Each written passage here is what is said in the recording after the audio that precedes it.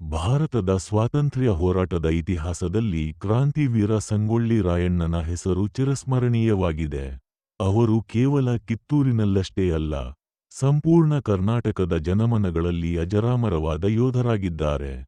ರಾಯಣ್ಣನು 1798ರಲ್ಲಿ ಬೆಳಗಾವಿ ಜಿಲ್ಲೆಯ ಬೈಲಹೊಂಗಲ ತಾಲ್ಲೂಕಿನ ಸಂಗೊಳ್ಳಿ ಗ್ರಾಮದಲ್ಲಿ ಜನಿಸಿದರು.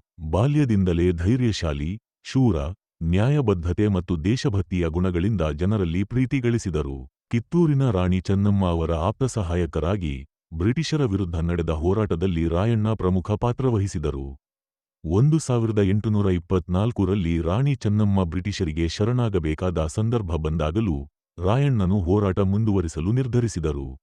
ಅವರಿಗೆ ಬ್ರಿಟಿಷರ ಆಡಳಿತ ಮತ್ತು ಅನ್ಯಾಯ, ಜಮೀನಿನ ಕಬಳಿಕೆ ಮತ್ತು ಶೋಷಣೆಯ ವಿರುದ್ಧ ರಾಯಣ್ಣ ನಿರಂತರ ಹೋರಾಟ ನಡೆಸಿದರು. ಅವರು ತಮ್ಮ ಹೋರಾಟದಿಂದ ಸಾಮಾನ್ಯ ಜನರ ಹೃದಯದಲ್ಲಿ ರಾಯಣ್ಣ ನಮ್ಮ ನಾಯಕ ಎಂಬ ನಂಬಿಕೆಯನ್ನು ಬಿತ್ತಿದರು.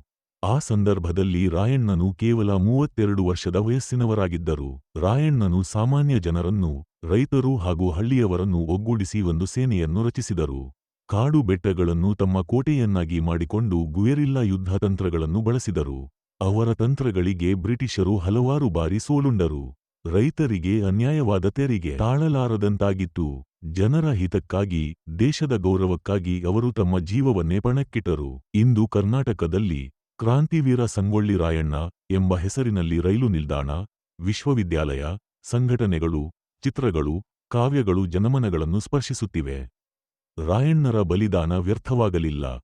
ಅದು ಸ್ವಾತಂತ್ರ್ಯ ಹೋರಾಟದ ಬೆಂಕಿಯನ್ನು ಇನ್ನಷ್ಟು ಉರಿಯುವಂತೆ ಮಾಡಿತು. ಅವರ ಕಥೆ ನಮಗೆ ಹೇಳುವುದೇನೆಂದರೆ, ದೇಶಕ್ಕಾಗಿ, ನ್ಯಾಯಕ್ಕಾಗಿ ಹೋರಾಡಿದವರ ತ್ಯಾಗ ಎಂದಿಗೂ ಮರೆಯಾಗುವುದಿಲ್ಲ. ಕ್ರಾಂತಿವೀರ ಸಂಗೊಳ್ಳಿ ರಾಯಣ್ಣರು ನಿಜವಾಗಿಯೂ ಕರ್ನಾಟಕದ ವೀರಪುತ್ರರು, ಭಾರತದ ಶಾಶ್ವತ ಸ್ವಾತಂತ್ರ್ಯ ಸಂಗ್ರಾಮದ ಶಿಲ್ಪಿಗಳು.